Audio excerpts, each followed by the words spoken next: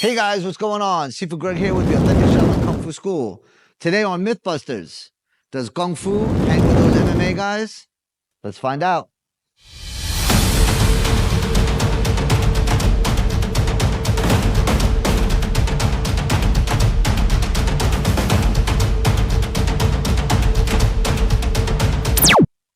Hey guys, what's going on? Sifu Greg here with the Authentic Shaolin Kung Fu School. So today on Mythbusters, we're going over, does the Kung Fu hang with the MMA? Today we have a special guest, Jeff Chan. He's with MMA Shredded. You can follow him on TikTok, Instagram, Facebook, YouTube. Go check him out. He's got a great page, great warrior. He's got great skills, very humble, very kind, and loves to learn. He goes to various different martial arts schools, works out with them, spars with them. This is his journey of martial arts training. It's been a great pleasure to work with him. We're gonna be going over our drills. We're gonna be working on the Sanda drills. And after we're done with the Sanda drills, we're gonna strap on and we're gonna do some fighting. So check it out. Stay tuned. Let's go. My teacher has impressed us to learn how to fight on both sides. And that's why we always start fighting one. Fighting southpaw when we're here. We start southpaw, even if you can fight righty. Then you're going to switch to the other side. And this way it forces you to be a left-handed fighter and a right-handed fighter all the time. There is no left and right. You're a complete fighter. Does that make sense? Yes, sir. Alright, so again, we come in, hit, switch, unswitch, out. One. What? Two. Train one lane. Right. Right. What? Beautiful. 3, 4, 5. Right? In the field, outside the kill box. He throws in second. Alright, so we go back to guard. So when it goes into the kill box, he goes to roll. I block. 1, 2. So I'm here. 1, 2, 3. And so late. So because of the skip, that kind of throws your opponent off, and you're gonna see him. 1, 2. 1, 2. What I want you to do is I want you to get you to see the angle of the strike. You want to block this way or here? I want you to block the way you're going to block it. There you go. Good. So you see, this is what I want you to actually get used to. Get used to that drill. So if you notice, I'm not doing this, staying too far away. Once I do that, here's going to come away. Right to the off. You're right.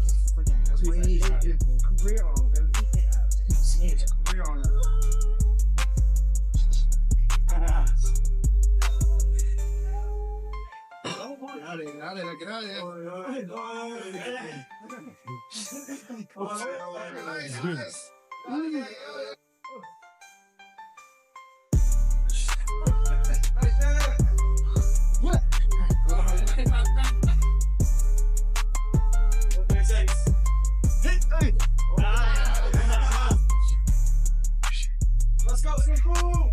Yes!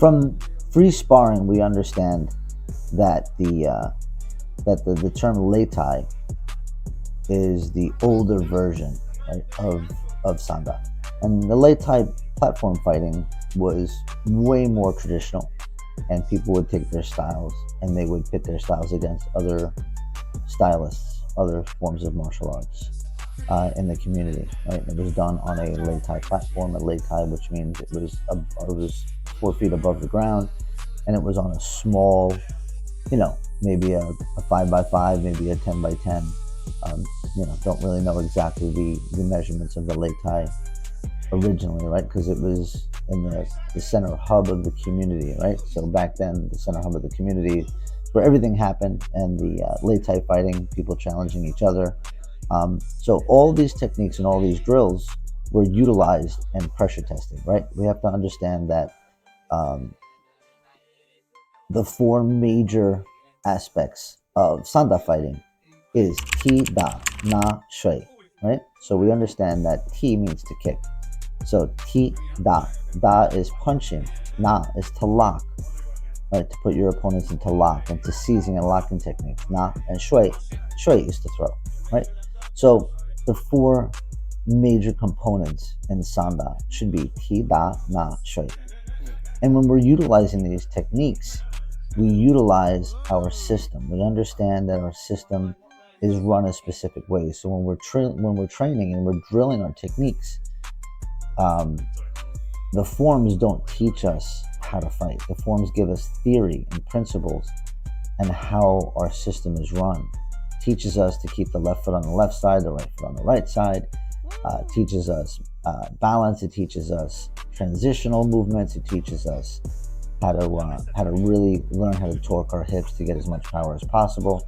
And then we're supposed to pressure test. And unfortunately, a lot of the schools out there, they don't pressure test. And that's where we get into this conundrum of, Kung Fu stylists can't fight. And for the most part, I have to say 80% of them out there don't fight. They're retaining an art that takes a lot of work. And I'm not taking anything from them. But martial arts in general, when you strip down everything and you strip everything down to the husk, martial arts is about fighting. It's about self-defense. It's about understanding that. Taking your system and being able to utilize it, being able to pressure test it, right? And the best thing that MMA has brought forward is that you need to be able to pressure test your material. Now, being a sport martial art, Sanda is a sport martial art, MMA is a sport martial art, Muay Thai is a sport martial art. There are rules that run the system. And because of that, there's rules, right? So there's no, striking to the throat. There's no eye gouging. There's no striking to the back of the head. So there's lots of stuff that you can't do that you can do in a street situation. So, we have to understand the parameters of what street violence is and how practical sports martial arts is in a street environment, and be able to tailor it and be able to utilize it. The great thing about the MMA is that the pressure testing and being comfortable in those situations is what really makes the MMA shine, right? So you can have all the techniques in the world, but if you are not prepared to get smacked in the mouth, if you're not prepared to get elbowed, if you're not prepared to get thrown to the floor, and if you've never felt it before, then you're definitely going to have a wake-up call. So very, very important that we keep everything in its in its environment, and we have to also understand that we're more similar than we are different, and that this picking apart one style versus the other style is all nonsense. It's all bullshit. It's not the style that makes somebody great. It's the student that works the style that makes the style great. So I think there's a validity to most of the systems that are out there, and I think that's important for us to always understand. And then when you're seeing two people fighting against each other, it's one person fighting against another person, not so much the system fighting against the other system, because you could be a great Muay Thai fighter and you could be a crappy Muay Thai fighter. You could be a great Kung Fu fighter. You could be a crappy Kung Fu fighter.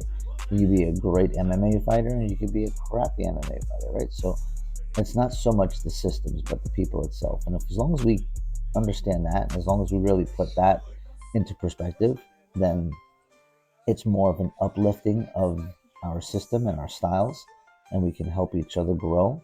And I think that's the most important thing. So guys, thanks so much for watching. I really, really appreciate you listening to me babble here for a little while. But thanks again for watching. Thanks again for supporting. Remember, guys, definitely check out the Patreon. Definitely check out the Facebook, the TikTok, on Instagram. I'm all over the place. Definitely check out the Patreon page because it has videos like this, and there's usually about 5 to 6 minutes more on all these videos. Plus, there's no commercials. So, thanks again, guys. Really appreciate everybody out there. Hope you guys enjoyed the video. This video is 2 years old. Just wanted to bring it back to the forefront. You guys watch it. A lot of people don't travel down the channel path and see what else was actually made from the creator. So here we go. Hope you guys enjoyed. Thanks again. We'll talk to you soon.